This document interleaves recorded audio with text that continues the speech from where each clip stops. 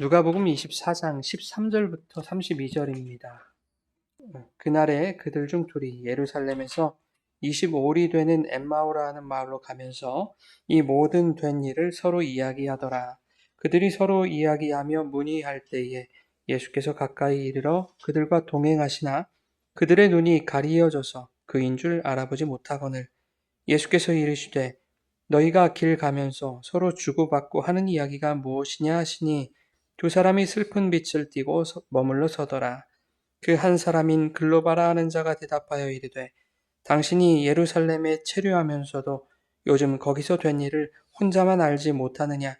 이르시되 무슨 일이냐? 이르되 나사렛 예수의 일이니 그는 하나님과 모든 백성 앞에서 말과 일에 능하신 선지자이거늘 우리 대제사장들과 관리들이 사형 판결에 넘겨주어 십자가에 못 박았느니라. 우리는 이 사람이 이스라엘을 속량할 자라고 바랐노라. 이뿐 아니라 이 일이 일어난 지가 사흘째요. 또한 우리 중에 어떤 여자들이 우리로 놀라게 하였으니 이는 그들이 새벽에 무덤에 갔다가 그의 시체는 보지 못하고 와서 그가 살아나셨다 하는 천사들의 나타남을 보았다 함이라. 또 우리와 함께 한 자 중에 두어 사람이 무덤에 가 과연 여자들이 말한 바와 같음을 보았으나 예수는 보지 못하였느니라 하거늘 이르시되 미련하고 선지자들이 말한 모든 것을 마음에 더디 믿는 자들이여 그리스도가 이런 고난을 받고 자기의 영광에 들어가야 할 것이 아니냐 하시고 이에 모세와 모든 선지자의 글로 시작하여 모든 성경에 쓴 바 자기에 관한 것을 자세히 설명하시니라. 그들이 가는 마을에 가까이 가매 예수는 더 가려 하는 것 같이 하시니 그들이 강권하여 이르되 우리와 함께 유하사이다. 때가 저물어 가고 날이 이미 기울었나이다 하니 이에 그들과 함께 유하러 들어가시니라. 그들과 함께 음식 잡수실 때에 떡을 가지사 축사하시고 떼어 그들에게 주시니 그들의 눈이 밝아져 그인 줄 알아보더니 예수는 그들에게 보이지 아니하시는지라. 그들이 서로 말하되 길에서 우리에게 말씀하시고 우리에게 성경을 풀어주실 때에 우리 속에서 마음이 뜨겁지 아니하더냐 하고 아멘. 살아계신 하나님의 말씀입니다. 할렐루야. 하나님 아버지와 예수 그리스도로부터 오는 은혜와 평강이 이 시간 여러분 가운데 함께 하시기를 주님의 이름으로 축원합니다. 아멘. 오늘은 예수는 보이지 아니하더라 라는 제목으로 은혜를 나누겠습니다. 우리는 4주째 부활에 관련된 본문으로 말씀을 나누고 있습니다. 부활은 십자가와 함께 복음의 근간이자 복음의 전부라고 해도 과언이 아닐 것입니다. 예수님이 이 땅에 오신 것도 바로 그것 때문이었다라고 하는 것은 공생의 사역의 마지막이 십자가의 죽으심과 부활이었다라는 것으로 알 수 있습니다. 예수님이 3년 동안 제자들과 동행하시면서 많은 사역을 하셨습니다. 그러나 궁극적으로 제자들에게 주지시키고자 하셨던 것은 복음의 핵심인 십자가의 도와 부활의 능력이었을 겁니다. 복음서들에 보면 예수님이 제자들에게 자신의 죽음과 부활에 대해서 3번 예고하셨습니다. 이 예고를 시작하신 때는 공생의 사역 후반부였습니다. 그 후반부가 시작되는 시점인 예루살렘으로 향하는 그 시점에 예수님이 자신의 순환과 부활을 예고하기 시작하셨습니다. 그렇다면 그 전에는 왜 십자가의 죽음과 부활에 대해서 예수님이 제자들에게 직접적으로 가르치시지 않았을까? 2년에서 2년 반 사이 동안은 가르치지 않으셨던 거예요. 입 밖으로 꺼내지 않으셨습니다. 왜 그랬을까요? 왜 그랬을까요? 들어도 못 알아먹기 때문입니다. 깜냥이 안 되기 때문입니다. 받아들일 수준이 안 돼서 그랬습니다.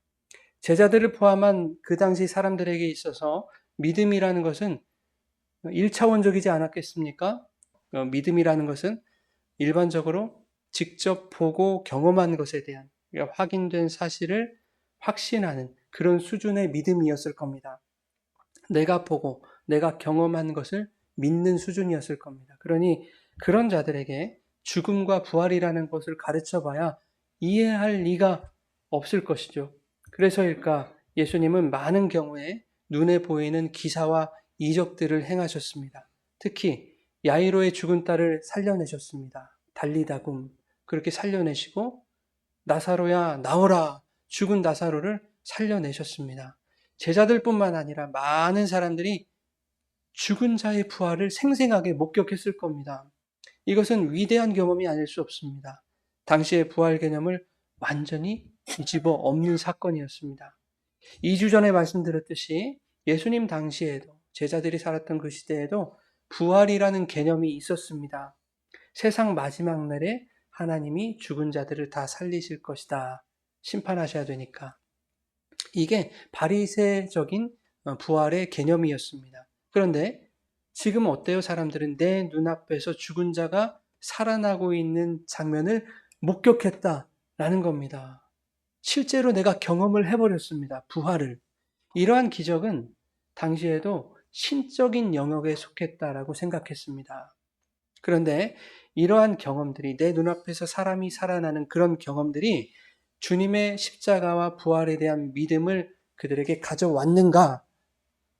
라고 질문을 한다면 대부분의 경우 그렇지 않았다는 겁니다.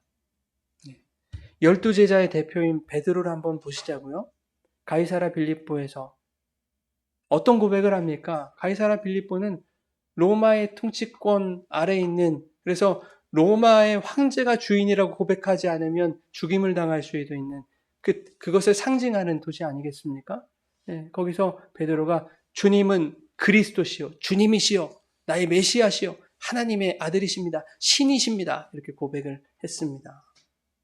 나 죽어도 좋습니다. 나는 황제 따위를 내 주님으로 고백하지 않겠습니다. 놀라운 고백이지요. 그런 베드로가 예수께서 십자가 순환과 부활에 대해서 예고하시자마자 어떻게 돌변했는지 우리는 너무나 잘 알고 있습니다. 마태복음 16장 22절 우리 같이 보겠습니다. 화면에 있습니다. 베드로가 예수를 붙들고 항변하여 이르되 주여 그리 마옵소서 이 일에 결코 죽게 미치지 아니하리이다. 예, 당신 못 죽습니다. 이런 겁니다. 네, 베드로가 예수님을 붙들었어요. 그리고 항변합니다. 여기서 항변하다는 말은 아랫사람을 훈계하듯이 꾸짖고 나무랐다라는 뜻입니다. 하나님의 아들인 그 메시아를 꾸짖었다라는 것은 무엇을 의미하겠습니까? 베드로가 자신이 했던 그 고백처럼 예수님을 주님으로 대하고 있지 못하다는 것을 지금 말하고 있는 겁니다. 마치 자신이 예수님의 주인인 양, 예수님보다 윗사람인 양 그렇게 행세를 하고 있더라 하는 겁니다. 자기 생각과 다르자, 내 뜻과 다르자 예수님을 붙잡아서 꾸짖고 있는 것입니다. 여기서 베드로가 예수님을 꾸짖었던 그 결정적인 요인을 한번 생각해 봐야 됩니다. 그 요인이 뭘까? 첫째는 주님께서 죽은 자를 살리시는 그 놀라운 기적을 직접 보고 경험했던 베드로이지만 정작 그 경험이 그에게 주님의 부활에 대한 믿음을 주지는 못했다는 거예요.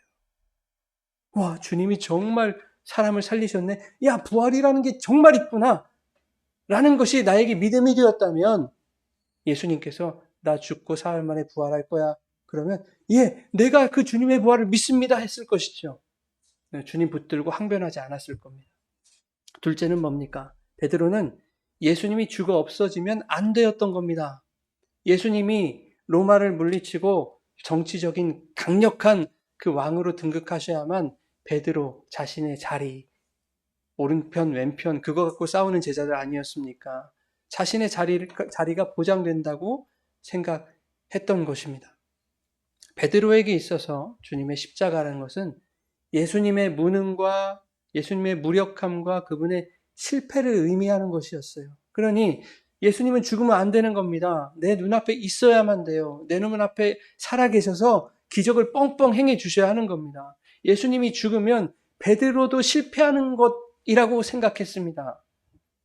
그런데 예수님이 야, 나 곧 죽을 거야 라고 하니까 주님으로 고백한 그분을 붙들고 훈계를 하더라. 그 말입니다. 그런 자에게 예수님이 뭐라고 하셨습니까? 사탄이라고 했습니다. 여러분, 사탄이 뭐 어디 멀리 저기 있는 줄 아십니까? 내 귀 속에다 와가지고 야, 괜찮아. 악을 행해도 돼. 이게 사탄이 아닙니다. 사탄은 바로 자신입니다. 내 안에서 예수님의 말씀을 못 듣고 내 마음의 소리로 듣고 그것이 진리라고 생각하고 그대로 행하고자 하는 그 나가 바로 사탄인 거예요. 예수님이 사탄아 내 뒤로 물러가라. 너는 나를 넘어지게 하는 자로다. 네가 하나님의 일을 생각하지 아니하고 도리어 사람의 일을 생각하는도다. 보십시오. 주님은 사람의 일을 생각하며 주님을 바라보는 자, 사람의 일을 위해 주님을 붙드는 자에게 사탄이라고 말하셨습니다. 누가? 주님이 말하셨습니다. 여러분 안에 사탄이 있습니까? 없습니까? 제 안에는 날마다 그 사탄이 보입니다. 성경에 보면 예수님이 병을 고치시고 귀신을 쫓아내시고 죽은 자를 살리시는 이 수많은 이적 장면들이 나옵니다. 예수님이 이러한 이적을 베푸신 것은 그것을 직접 보고 경험한 자들에게 조망만한 믿음이 생겨날 것이다 라는 기대가 있으셨겠죠. 요만큼 있으셨겠죠. 너희가 그런 믿음이 생기길 바란다는 마음으로 말씀하셨겠죠. 기적을 행하셨겠죠. 그렇지만 그것 때문만은 아니었습니다. 예수님은 그것이 큰 믿음으로 발전할 것이라고 생각 안 하셨을 것 같아요. 예, 도리어 내가 보고 경험한 것들로는 온전한 믿음이 만들어지지 않는다라고 하는 그 인간의 한계와 연약함을 드러내시고 폭로하시는 수단으로서 기적과 이적을 행하신 것이기도 해요. 여러분, 오병이어 사건 한번 떠올려 보세요. 그 놀라운 기적을 경험한 수많은 사람들의 반응이 어땠습니까? 물고기 2마리, 보리떡 5개로 5,000명이 먹었습니다. 5,000명이. 실제로는 그 이상 먹었겠지만. 놀라운 기적을 경험한 사람은 12제자뿐만이 아니죠. 최소한 5,000명 이상입니다. 그죠? 네. 그 사람들의 반응이 어땠는지 한번 살펴보십시다. 요한복음 6장 15절입니다. 시작.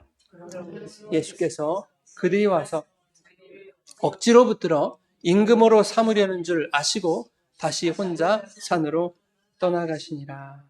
예, 도깨비 방망이 같은 그 예수만 붙들어 놓으면 세상 편하게 살겠다 싶은 거죠. 그러니까 절대 이분이 우리 곁에서 떠나면 안 되는 겁니다. 그래서 무리는 어떻게 합니까? 예수를 붙들어서 자신들의 임금을 삼겠다 합니다.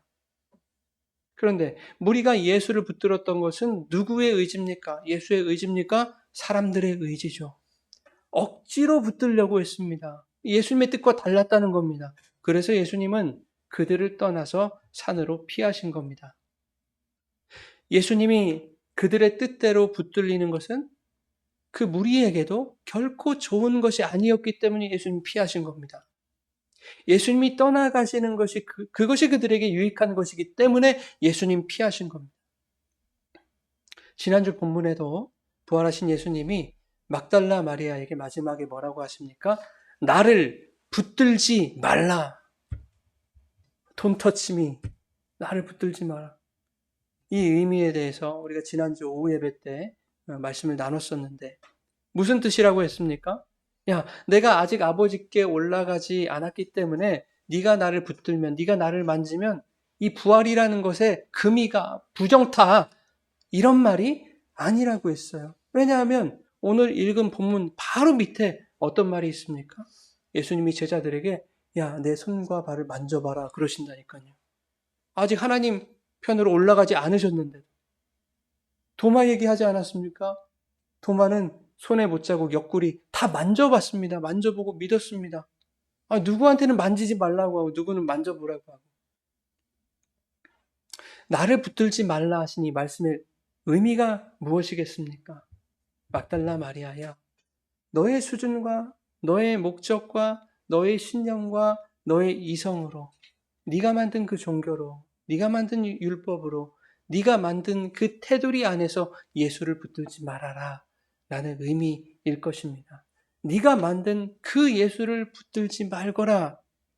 예수를 억지로 임금 삼으려 했던 자들처럼 자기 목적을 위해서 예수님을 수단 삼지 말거라 하는 말입니다. 베드로는 주님을 그리스도시요 하나님의 아들이라고 고백했습니다. 이 위대한 고백도 자기 목적 앞에서 힘없이 무너져 내리지 않았습니까? 예수님이 살아있어야 나한테 이득이 될 텐데 죽는다고 하니까 그러면 안 됩니다. 절대 그런 일이 일어나서는 안 됩니다. 붙들고 꾸짖었습니다. 힘없이 무너져 버렸습니다. 내 뜻과 다르면 예수도 꾸짖겠다는 자기 중심적으로 붙들려는 그 베드로처럼 그렇게 나를 붙들지 말아라 라는 겁니다. 그런 예수는 죽어서 너희를 떠나야 한다 라는 것입니다. 그래야 너희에게 유익이 된다 라는 것을 가르치는 것이 성경입니다, 여러분. 그래서 예수님이 요한복음 16장 7절에 이렇게 말씀하신 거죠. 읽겠습니다. 그러나 내가 너희에게 실상을 말하노니 내가 떠나가는 것이 너희에게 유익이라. 내가 떠나가지 아니하면 보혜사가 너희에게로 오시지 아니할 것이죠. 가면 내가 그를 너희에게로 보내리니. 예, 여러분 성경에 대한 이해 없이 예수를 믿을 수 있겠습니까? 성경이 뭘 얘기하고 있는지 이해하지 못하면서 예수를 잘 믿을 수 있을까요? 무슨 이야기인지 알지 못하면 그 믿음이 제대로 된 믿음이 될 수 없습니다.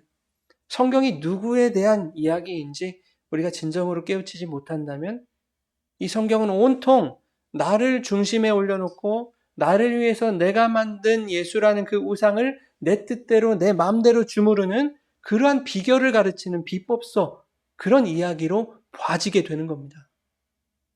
주님을 그리스도로 나의 구주라고 고백하면서 내 생계와 내 건강, 학업과 인간관계, 자녀의 성공과 가정의 안전, 이런 것을 책임지고 보장해 주셔야만 하는 그런 주님으로 보게 되는 겁니다.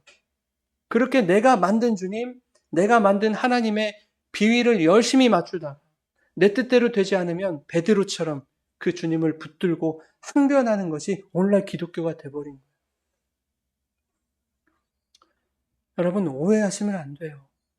예수님에게 여러분의 소원을 들어줘야 할 의무가 없습니다. 다들 그렇게 알고 계신 거 아니에요? 예수님, 우리의 문제를 반드시 해결해 주셔야만 합니다. 그런 의무가 없습니다, 예수님. 우리의 문제를 해결해 주셔야 할 하등의 의무 같은 없으신 분이에요. 예수님은 우리를 구원하시기 위해 오신 거예요. 그거를 놓치지 마세요. 소원이나 들어주고 문제나 해결해주고 그렇게 내 뜻대로 해주셔야 그게 선하신 주님이지 라고 그런 주님을 붙드는 이러한 인간들의 죄를 뒤집어쓰고 예수님이 십자가에 달려서 그렇게 그들의 곁을 떠나야 그것이 우리에게 유익이 된다라는 것을 주님이 복음서 내내 제자들에게 그리고 우리에게 가르치고 계시는 겁니다. 여러분, 왜 주님이 우리를 떠나셔야만 그것이 유익이 됩니까? 우리는 그렇잖아요. 주님이 내 곁에 착 붙어 계셔야 유익할 것 같잖아요. 근데 주님 말씀하시잖아요. 제자들에게도. 내가 떠나는 것이 너희에게 유익하다. 우리에게도 말씀하시는 거예요. 내가 너희에게서 떠나가야 유익하다. 요한복음 16장 8절 이하에 이렇게 말씀합니다. 성령이 오셔서 죄에 대하여, 의에 대하여, 심판에 대하여 우리를 가르치신대요. 그래서 어떻게 하신다? 우리를 모든 진리 가운데로 인도하신다. 이렇게 말씀하셨습니다. 여러분, 사람에게는 진리라는 게 없어요. 여러분의 진리가 있습니까? 진리는 하나님이죠. 말씀이죠. 우리 안에는 진리가 없어요. 진리로 가는 길은 몰라요, 인간이. 사람의 생각과 인간의 마음은 순수하지 못해요. 사람들이 아무리 야, 나 이거 진심이야 라고 말한다 한들 그 진심이 진리일 수는 없어요. 그냥 우리는 착각하는 거예요. 그렇게 믿고 싶은 거예요. 하나님도 내 생각과 같을 거야. 하나님도 나랑 동일한 생각을 하고 계시겠지 라고 그렇게 믿고 싶은 거예요. 그러나 선한 의도로 포장된 그 인간의 욕구 속에는 반드시 내가 드러나고 내가 인정받기를 원하는 그런 어두운 속내가 숨어 있는 겁니다. 그래서 인간이 죄인이에요. 인간은 구조적으로 그리고 생내적으로 자기 중심적으로 생각하게 돼 있어요. 자기 중심적인 그 속성을 성경이 뭐라고 합니까? 그걸 죄라고 하는 거예요, 여러분. 하나님이 먹지 말라고 하셨는데 저걸 먹으면 하나님처럼 될 것 같으니까 내가 하나님을 주무를 수 있을 것 같으니까 먹었잖아요. 그게 죄더라 그 말입니다, 여러분. 내가 중심에 오르고 싶은, 하나님의 자리를 빼앗고 싶은 그 마음. 그래서 인간의 마음과 인간의 길은 선하지 못합니다. 예레미야서 17장 9절 같이 읽겠습니다. 만물보다 거짓되고 심히 부패한 것은 마음이라. 누가 능히 이를 알리오마는. 이 거짓되고 부패한 인간의 마음을 아는 인간들이 없더라 그 말입니다. 누가 능히 이를 알리오. 자기들이 부패하다라고 하는 것을 아는 사람이 별로 없는 거예요.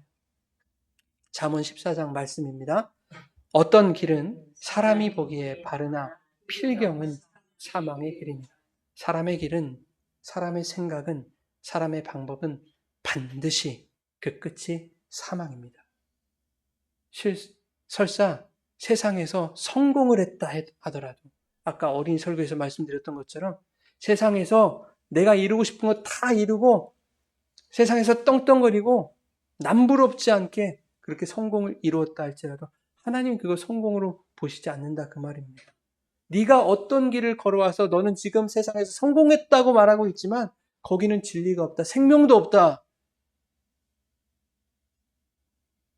진짜 길과 진리를 모르는 자에게 생명이 주어지지 않는다. 그거는 사망이다. 아담이 선악과 먹으면 하나님처럼 될 줄 알았는데 먹었더니 정령 죽으리라. 여러분, 성령만이 우리를 진리의 길로 인도하십니다. 그건 육신적 예수님도 못하셨어요. 제자들, 무리들 진리의 길로 인도하는 거 예수님 못하셨다니까요. 부활하셨어도 끝까지 의심하지 않습니까? 그래서 예수님이 내가 떠나는 것이 너희에게 유익하다 하신 거예요. 내가 있어 봐야 너희는 나를 부적이나 요술램프처럼 취할 것이니까 내가 떠나가는 것이 더 낫겠구나. 그리고 성령이 주어지잖아요. 그래서 요한복음 20장 22절에 제자들이, 유대인들이 이제 무서워가지고 예수님 사건 이후에 벌벌 떨면서 한 곳에 모여서 문을 꼭 닫고 숨어 있었단 말이에요. 제자들이. 예수님이 나타나셔서 숨을 후 내쉬면서 뭐라고 하십니까? 너희에게 평강이 있을지어다 성령을 받으라 그러셨단 말이에요. 여러분, 진짜 평강은 내가 만난 그 예수를 붙드는 것으로는 얻어지지 않습니다. 평강은 어떻게 찾아와요?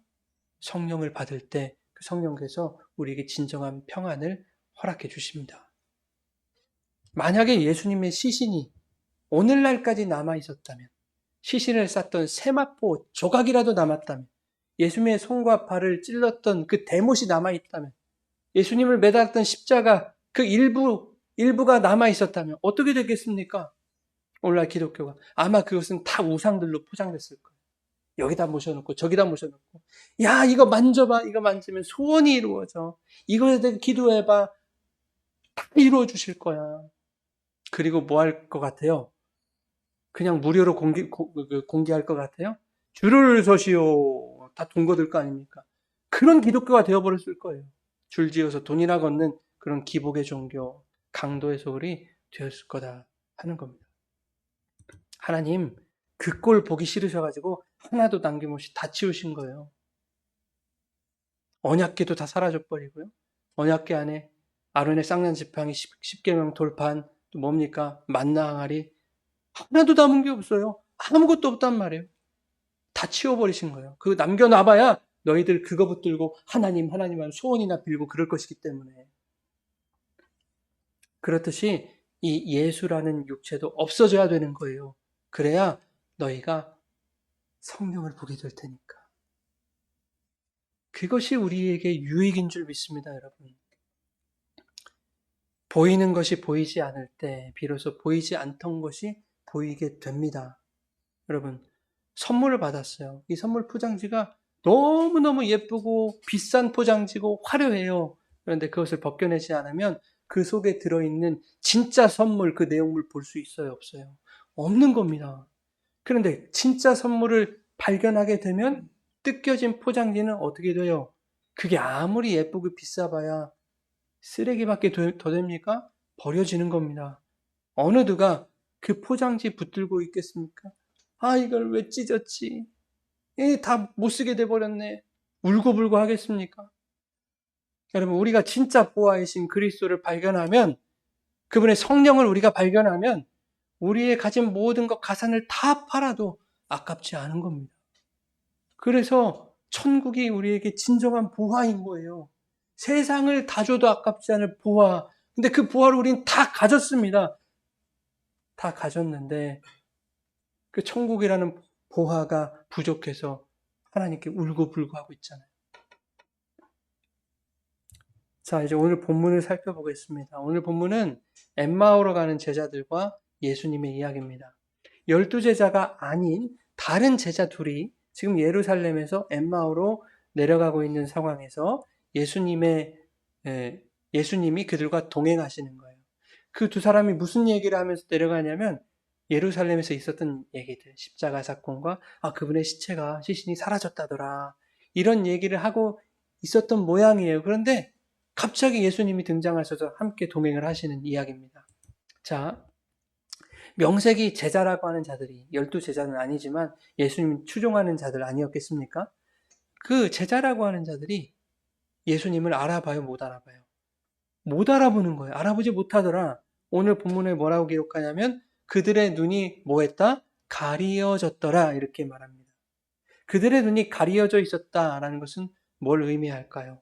그들은 예수님의 고난과 부활에 대해서 예수님이 하셨던 말씀을 들었지만 그럼에도 불구하고 그 말씀을 믿지 못하고 있었다라는 겁니다. 그들이 아는 예수님은 이미 십자가에 달려 죽어버린 겁니다. 그걸로 끝인 겁니다. 예수님이 그들과 동행하고 계시지만 자신들의 상식과 지성과 전통과 종교 안에 갇혀있는 예수는 보이지 않는 겁니다. 오히려 그들은 예수님을 베드로처럼 나무라기까지 합니다. 당신들이 주고받고 하는 그 이야기가 무엇에 관한 것인지 예수님이 제자들에게 물어봅니다. 그러자 그 두 사람이 이렇게 말합니다. 당신이 예루살렘에 체류하면서도 왜 거기서 일어난 일을 당신 혼자만 모른단 말이요. 그리고 예수님께 예루살렘에서의 일들을 설명합니다. 대제사장들과 관리들이 예수를 사형 판결에 넘겨줘서 예수님이 십자가에 달려 죽으셨고 죽은 지 사흘이나 되었어. 그런데 어떤 여인들이 새벽에 무덤에 찾아갔는데 시신이 없어졌다는 거 아닙니까? 우리는 그분이 이스라엘의 속량자라고 생각했단 말이요. 근데 죽어버렸습니다. 이런 얘기를 하고 있는 거죠. 여러분, 이 말은 그들이 예수님을 그들의 구원자로 여기지 않았다는 것. 이스라엘의 속량자, 정치적 메시아, 강력한 군사적 왕이 될 것으로만 바랐다는 것입니다. 자신들의 세상적 기대를 현실로 바꾸어줄 슈퍼맨을 원했던 거예요. 그러자 예수님이 그들을 책망하시죠. 뭐라고 하십니까? 이 미련한 자들아, 선지자들이 말한 모든 것을 마음에 더디 믿는 자들아, 그리스도가 이런 고난을 받고서 자기 영광에 들어가야 할 것이 아니냐. 이게 무슨 말입니까? 선지자들이 말한 모든 것, 이것은 구약의 말씀을 의미하는데 구약의 모든 말씀이 그리스도의 죽음과 부활에 대해서 말하고 있다는 겁니다. 그런데도 너희는 그 말씀을 믿지 못하는 자들이다 라고 하는 내용입니다. 여러분, 성경의 내용을 우리가 아는 것하고 아브라함이 어떻고 이삭이 어떻고 야곱이 어떻고 예수님이 십자가에 달렸는데 사흘 만에 살아났다고 이 내용을 아는 것과 그 말씀의 의미가 뭔지 깨달아 그것을 믿는 것과는 완전히 다른 이야기죠. 유대인들은 구약의 말씀에 정통한 사람들이에요. 어렸을 때부터 5세, 5세 전후로부터 해가지고 창세기, 출애굽기, 민수기, 토라라고 하거든요. 예, 모세오경을 달달달 외우도록 했어요. 그 정도로 유대인들은 성경을 잘 아는 사람들이었어요. 그럼에도 불구하고 그들이 아무리 말씀을 잘 알고 있어도 그 말씀이 무엇을 의미하는지 깨닫지 못하면 예수가 그리스도로 믿어지지 않는 겁니다. 그저 우리를 로마로부터 해방시켜줄 난세의 영웅으로 우리의 어려움과 먹고 사는 문제를 해결해줄 도깨비 방망이로 그렇게 보이는 겁니다. 그런데 그 영웅이 죽어버린 겁니다. 도깨비 방망이가 눈앞에서 사라진 거예요. 요술램프가 깨져버린 겁니다. 그들의 종교적 인식과 율법의 전통 안에서 만들어낸 예수, 내가 만든 예수, 그 예수가 죽어버린 거예요. 그러니 그들의 눈에 지금 동행하시는 그분이 절대 예수 일리가 없는 거예요. 예수 일리가 없는 거라고요, 여러분. 내가 아는 예수는 이 예수인데 죽어버렸잖아. 근데 당신이 어떻게 예수 일리가 있겠어? 이런 겁니다, 여러분.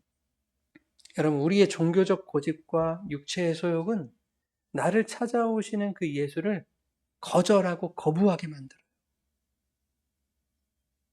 내가 아는 그 예수는 절대 이런 분 일리 없을 것이라고 생각하고 판단하게 만들어요. 영적 눈을 가리게 만들어요. 27절입니다. 시작.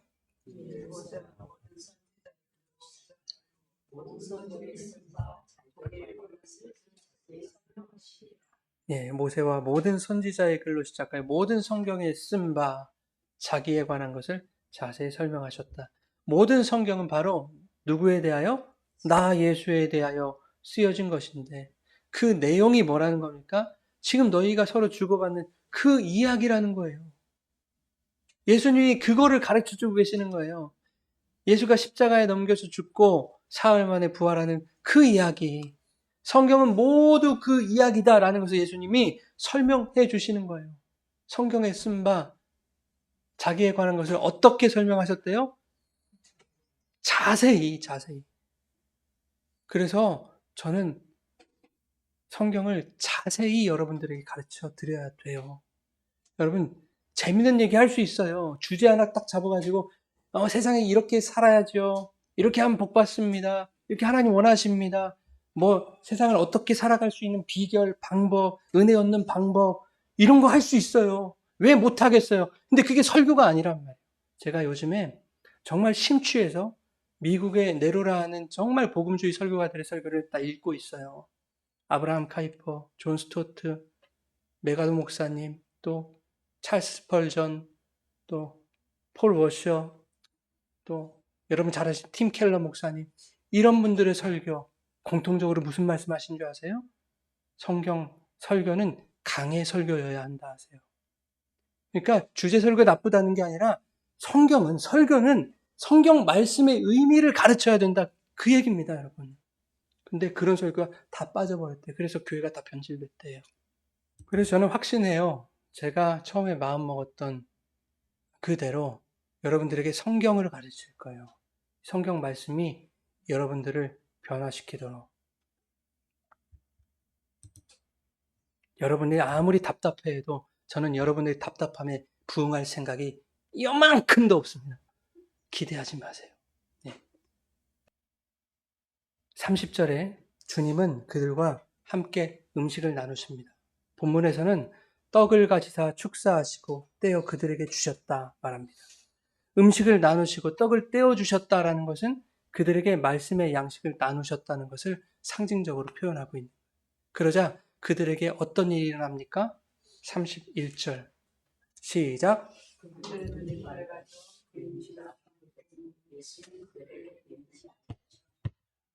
네, 눈이 가리어져 예수를 알아보지 못하던 자들이 무엇으로 인해? 말씀으로 인해 눈이 밝아졌어요. 눈이 밝아지자 같이 있던 이분이 예수님이라는 것을 알게 되었으나 어떻게 됐대요? 더 이상 예수님은 그들의 눈에 보이지 않게 되었다. 너무 이상하지 않습니까? 이분이 예수님이라는 걸 알게 됐는데 예수님이 안 보여요. 여러분, 사람들은 예수님을 자기 눈으로 보고 싶어 해요. 뭐 우리는 지금 눈으로 볼 수 없지만 그래도 내가 보고 싶어 해요. 무슨 말인가 하면 확실한 증거를 보고 느끼기를 원한다는 거예요. 그것이 뭐 기도의 응답이든 환상이든 꿈이든 신비적 체험이든 뭔가 짜릿짜릿 스파크 막 튀고 사이다가 툭툭 튀고 전율이 느껴지는 그런 어떤 신비한 경험들, 그런 것을 느끼고 싶어 해요. 그런 증거가 좀 있었으면 좋겠다. 내가 경험한 그것으로 자기 신앙에 대한 확신을 얻고 싶은 거예요. 그래서 그러한 것들로 나를 만족하게 해줄 예수를 붙들고 그런 예수를 필요로 해요. 그런 예수를 붙들고 그런 예수를 찾습니다. 많은 사람들. 그러나 그러한 것들로는 우리의 닫힌 눈이 열리지 않습니다. 열심히 예배드리고 교회를 다녀도 예수를 알아보지 못할 겁니다. 그런 분들은.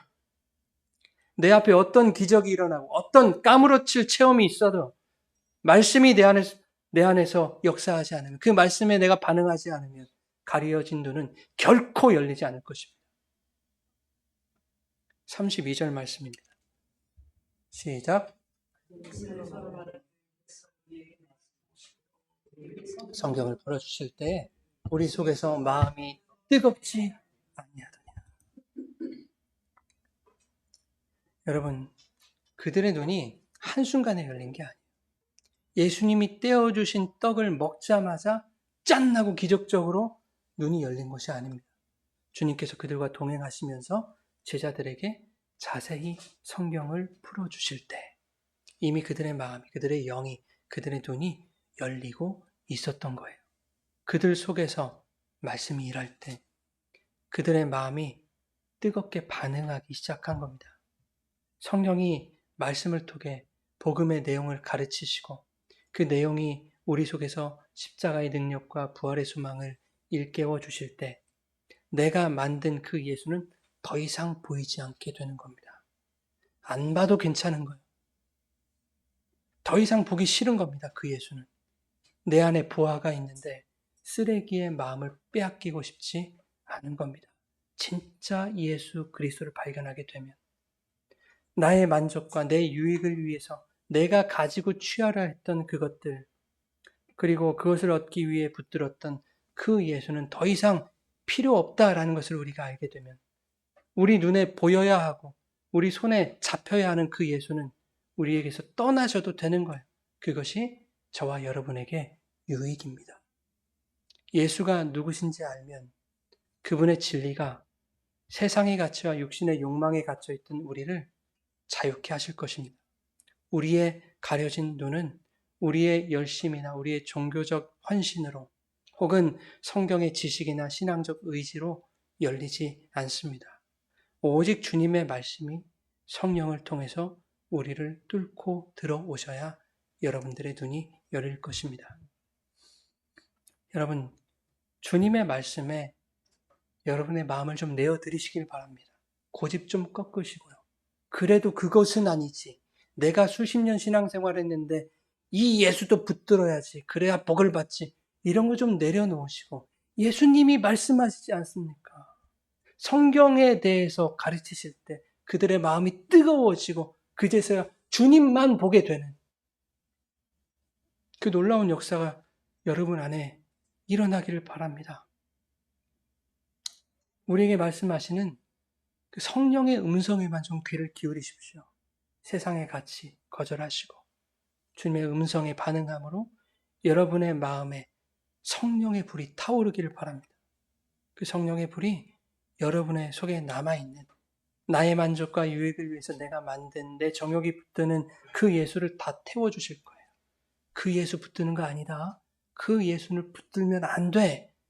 성령을 붙드는 자들은 그 예수를 다 태워주실 거예요. 그래서 여러분 안에 나의 구원자로 오신 그리스도만 담게 하시고 그리스도로 얻은 것이 천하를 얻는 것과 비교할 수 없는 은혜임을 깨닫게 하셔서 이 험한 세상을 부활의 능력으로 이기며 어떤 형편 속에서도 참된 평안을 누리며 참된 기쁨, 천국의 소망으로 살아가게 하실 줄 믿습니다. 우리 마지막으로 빌립보서 3장 7절, 8절 읽고 찬양하고 기도하겠습니다.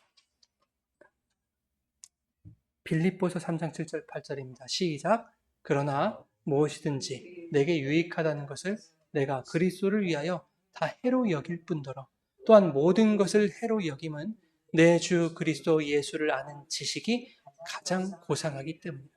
내가 그를 위하여 모든 것을 잃어버리고 배설물로 여김은 그리스도를 얻고 그 육적 예수를 멀리 떠나 보내십시오. 예, 성령께서 배설물처럼 다 태워주시기를 바랍니다. 그리고 그 비워진 여러분들의 마음속에 그리스도만 얻게 되는 놀라운 축복이 있기를 예수님의 이름으로 축원합니다.